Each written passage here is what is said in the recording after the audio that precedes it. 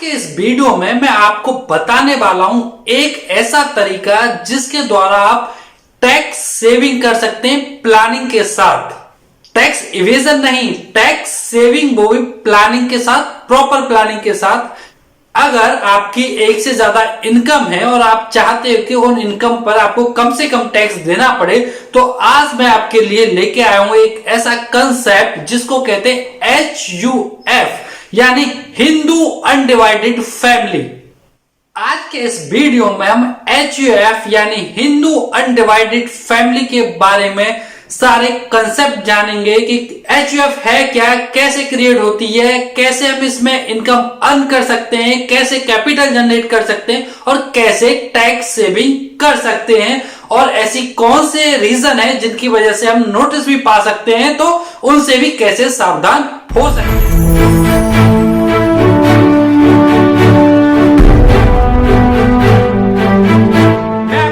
अभिषेक जैन स्वागत करता हूं आपका अपने चैनल टैक्स कंसल्टेंट पर। आज के इस वीडियो में हम चर्चा करेंगे HUF के बारे में। सबसे पहले बात करते हैं कि HUF है क्या। HUF यानी Hindu undivided family. Hindu undivided family यानी HUF एक सेपरेट टैक्स एंटिटी है। ध्यान रखना, ये सेपरेट लीगल एंटिटी नहीं है लाइक कंपनी, LLP। वो सेपरेट लीगल एंटिटी है, लेकिन ये सेपरेट टैक्स एंटिटी है for the purpose of income tax. तो ये डिफरेंस हमें ध्यान रखना है। HUF क्या है? हिंदू अनडिवाइडेड फैमिली, और वो एक सेपरेट टैक्स एंटिटी है for the purpose of income tax, यानी कि हम प्रॉपर वे में लीगली और HUF बना के अपना टैक्स सेव कर सकते हैं।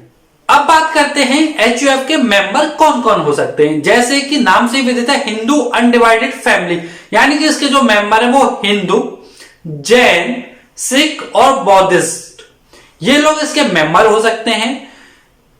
इनके अलावा कोई भी पर्सन HUF क्रिएट नहीं कर सकता है। HUF में जो मेंबर होते हैं वो है पर्सन जो करता होता है, उसकी बीवी यानी वाइफ और उसके बच्चे। अब जानते हैं कि HUF क्रिएट कैसे होती है। आखिर HUF का क्रिएशन कब होता है? HUF का क्रिएशन उसी दिन हो जाता है जिस दिन किसी पर्सन की शादी होती है, यानी कि अगर किसी की शादी हो गई है तो वो HUF क्रिएट कर चुका है, वो उसकी HUF बन चुकी है।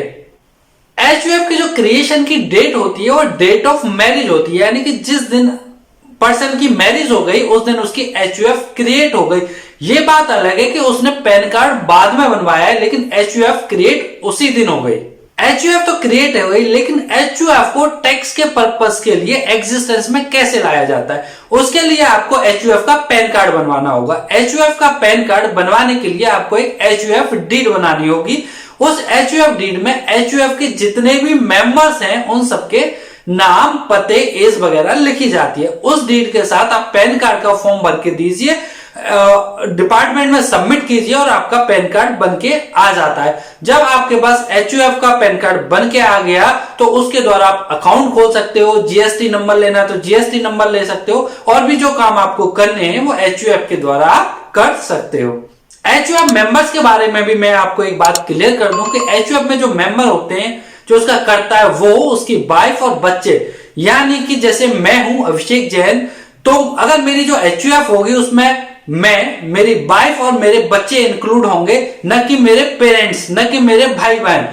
मेरे जो पेरेंट्स हैं यानी मेरे पिताजी जो हैं उनकी जो HUF होगी वो एक अलग HUF होगी। जो मेरे भाई हैं उनकी जो HUF होगी वो एक अलग HUF होगी। मैं एज अ इंडिविजुअल कई HUF का मेंबर हो सकता हूं। जैसे मेरे पापा की कोई HUF है तो मैं उसका मेंबर हूं, और मेरे दादाजी की कोई HUF है तो मैं उसका भी मेंबर हूं। लेकिन जो मेरी HUF है उसमें मेरे पापा या दादाजी मेंबर नहीं हो सकते। तो उम्मीद करता हूं ये चीज आपकी समझ में आ गई होगी कि HUF में कौन कौन मेंबर हो सकते हैं और कौन कौन से लोग HUF क्रिएट कर सकते हैं। HUF तो हमारी बन गई, लीगली एग्जिस्टेंस में भी आ गई। अब HUF अर्न कहां से करेगी, पैसा कहां से आएगा HUF में, उसकी कैपिटल क्रिएट कैसे करेंगे। तो HUF में पैसे के लाने के 3 तरीके हैं। सबसे पहला तरीका है पैतृक संपत्ति, यानी कि आपकी कोई पैतृक संपत्ति है जो पूर्वजों की चली आ रही है, आप उसको HUF में ले सकते हो, और उसकी जो भी रेंटल इनकम वगैरह आती है उससे आप HUF की इनकम क्रिएट कर सकते हो, और जो संपत्ति आपने उसमें ली है वो उसकी असेट्स हो जाएगी। अब दूसरा तरीका हम HUF में गिफ्ट लेके भी कैपिटल क्रिएट कर सकते हैं। गिफ्ट किससे ले सकता है एचयूएफ मेंबर और नॉन मेंबर दोनों से गिफ्ट ले सकता है। जो गिफ्ट मेंबर से लिया जाता है उस पर कोई टैक्स नहीं लगता है और जो नॉन मेंबर से लिया जाता है उस पर एचयूएफ को टैक्स देना होता है।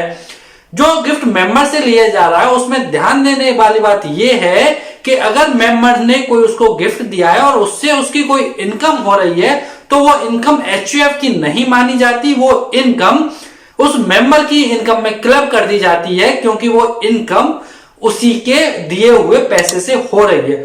इसलिए एचयूएफ को ध्यान रखना चाहिए कि जो भी वो गिफ्ट ले रहा है वो नॉन मेंबर से ले, जिससे कि उस पैसे पर वो टैक्स देकर एचयूएफ की कैपिटल बना सकता है, एचयूएफ की इनकम बना सकता है और उस कैपिटल से उस इनकम को कहीं इन्वेस्ट करके और पैसा कमा के एचयूएफ की इनकम जनरेट कर सकता है। इसके लिए हम एक एग्जांपल लेते हैं। एक मिस्टर एक्स हैं, उन्होंने अपनी एक एचयूएफ क्रिएट की। उस एचयूएफ में उन्होंने अपने ससुर जी से 5 लाख रुपए गिफ्ट ले लिया। अब जो ससुर जी हैं वो एचयूएफ के मेंबर नहीं है, तो उन्होंने जो उनको गिफ्ट दिया 5 लाख रुपए, तो मिस्टर एक्स को उस गिफ्ट को इनकम मानकर उस पर टैक्स देना होगा। अगर एज ए कंसल्टेंट मैं होऊंगा तो मैं उनको एडवाइस करूंगा कि ये बहुत ही अच्छा ऑप्शन है, क्योंकि एचयूएफ की जो इनकम है 2.5 लाख तक तो उस पर कोई टैक्स नहीं है, तो 2.5 लाख तो ये निकल गए। 1.5 लाख तक हम एटीसी क्लेम कर सकते हैं, यानी 2.5 और 1.5 4 लाख तक तो हमें कोई टैक्स नहीं देना। 1 लाख रुपए पर 5% की दर से 5,000 रुपए का टैक्स देना है, यानी कि 5,000 रुपए का टैक्स देकर हमने 5 लाख रुपए की कैपिटल एचयूएफ के लिए जनरेट कर ली। तो इससे अच्छा ऑप्शन क्या मिलेगा, हो ही नहीं सकता। इसलिए एचयूएफ को नॉन मेंबर से गिफ्ट लेना चाहिए।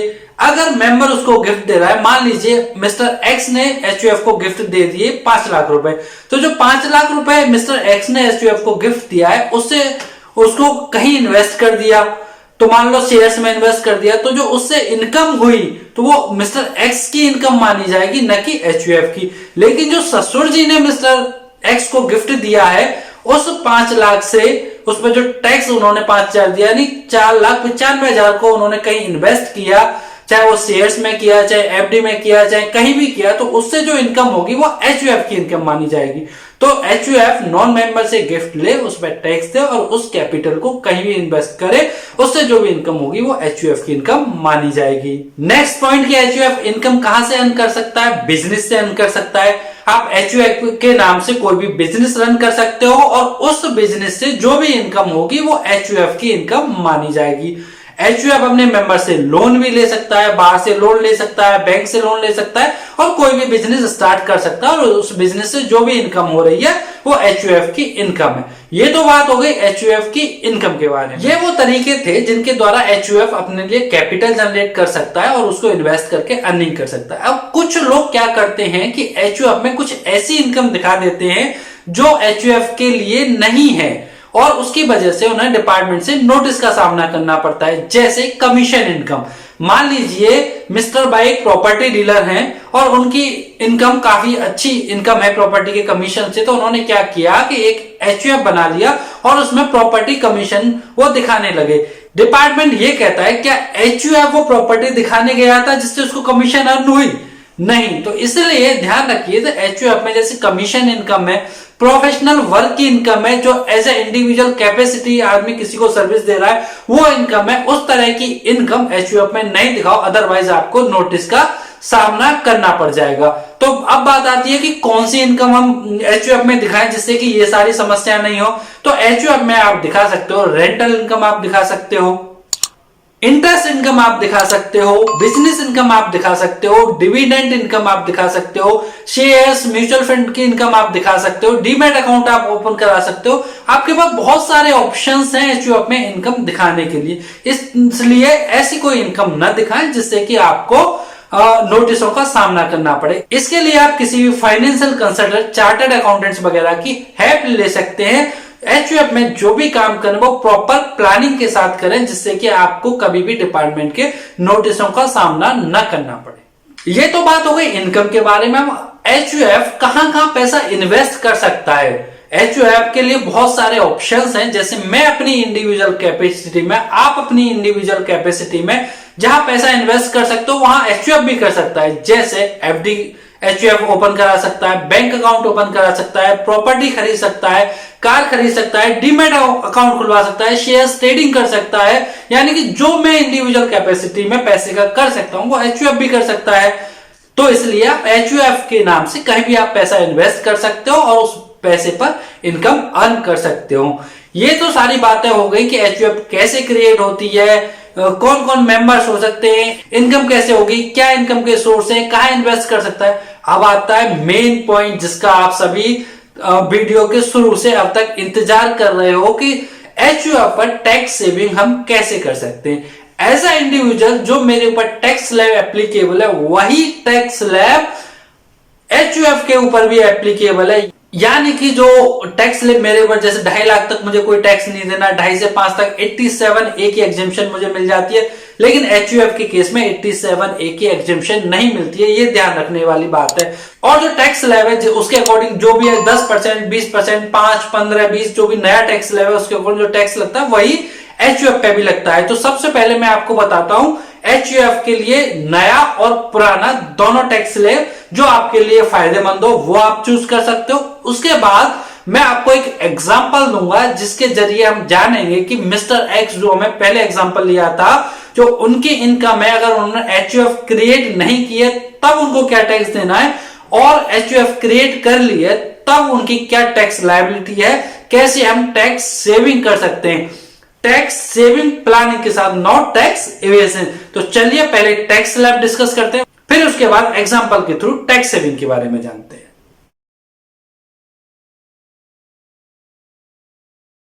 चलिए शुरू करते हैं एग्जाम्पल। इस एग्जाम्पल में एक मिस्टर ए हैं जिनकी सैलरी जो इनकम है वो 15 लाख रुपए है और रेंटल इनकम 12 लाख रुपए, यानी कि जो उनकी टोटल इनकम है 27 लाख रुपए।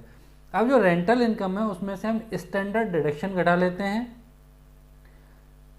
30% की स्टैंडर्ड डिडक्शन है, 3,60,000 की वो स्टैंडर्ड डिडक्शन घटा दी, और 80C के अंतर्गत 1.5 लाख की जो छूट मिलती है वो हमने घटा दी, यानी जो टैक्सेबल इनकम है वो 21,90,000 रुपये है। अब इस टैक्सेबल इनकम पर जो टैक्स लगेगा 2.5 लाख रुपए तक जीरो, 2.5 से 5 लाख तक 12,500 रुपये 5% के रेट से, और 5 लाख से 10 लाख तक 20% के हिसाब से 1 लाख रुपए, और 10 लाख से ऊपर जो इनकम बची उस पर 30% से, यानी कि जो इनका जो टैक्स है वो 4,88,280 रुपये का बना। अगर अब मिस्टर ए की एचयूएफ होती तो क्या टैक्स लायबिलिटी बनती वो भी एक बार हम लोग देख लेते हैं। मिस्टर ए की जो सैलरी इनकम है 15 लाख रुपए, उसमें से 1.5 लाख की स्टैंडर्ड डिडक्शन हमने घटा दी, यानी 13,50,000 रुपए की उनकी टैक्सेबल सैलरी इनकम है, जिस पर टैक्स जो बना वो 2,26,000 रुपए बना। और जो मिस्टर ए की एचयूएफ है उसमें हमने 12 लाख रुपए की रेंटल इनकम ले ली। रेंटल इनकम पर जो स्टैंडर्ड डिडक्शन घटाने के बाद 8,40,000 रुपए की नेट रेंटल इनकम है जिस पर हमें टैक्स देना है। तो अब जो रेंटल इनकम है उस पर जो टैक्स बना 2.5 लाख रुपए तक जीरो, 2.5 से 5 12,500, और तो 3,40,000 रुपए बचे 5 से ऊपर, तो उन पर 20% टैक्स लगा के टोटल इनकम 83,720 रुपए। मिस्टर ए की सैलरी इनकम और मिस्टर ए एचयूएफ की रेंटल इनकम पर जो टैक्स लगा उसका आप टोटल कर लेते हैं, तो उसका जो टोटल है 3,09,920 रुपए का टैक्स बना। और जब मिस्टर ए की एचयूएफ नहीं थी, जब जो टैक्स बना था उनका 4,88,280 रुपये बना। तो अगर मिस्टर ए एचयूएफ बना के रेंटल इनकम वहाँ ट्रांसफर कर देती तो 1,78,360 रुपये की उन्होंने सेविंग कर ली। यानी कि मिस्टर ए अगर एचयूएफ बनाते हैं तो वो 1,78,000 रुपये की टैक्स की सेविंग कर सकते हैं जब वो एचयूएफ नहीं बनाते, अगर उसे कंपैरिजन करें। तो उम्मीद करता हूं दोस्तों आज का वीडियो आपको पसंद आया होगा। तो ऐसे ही वीडियो के लिए हमारे चैनल को सब्सक्राइब कीजिए, साथ ही साथ बेल आइकन को भी दबाएं जिससे कि आपके पास नोटिफिकेशन आ जाए हमारे वीडियो को और आप सबसे पहले उस वीडियो को देख पाए।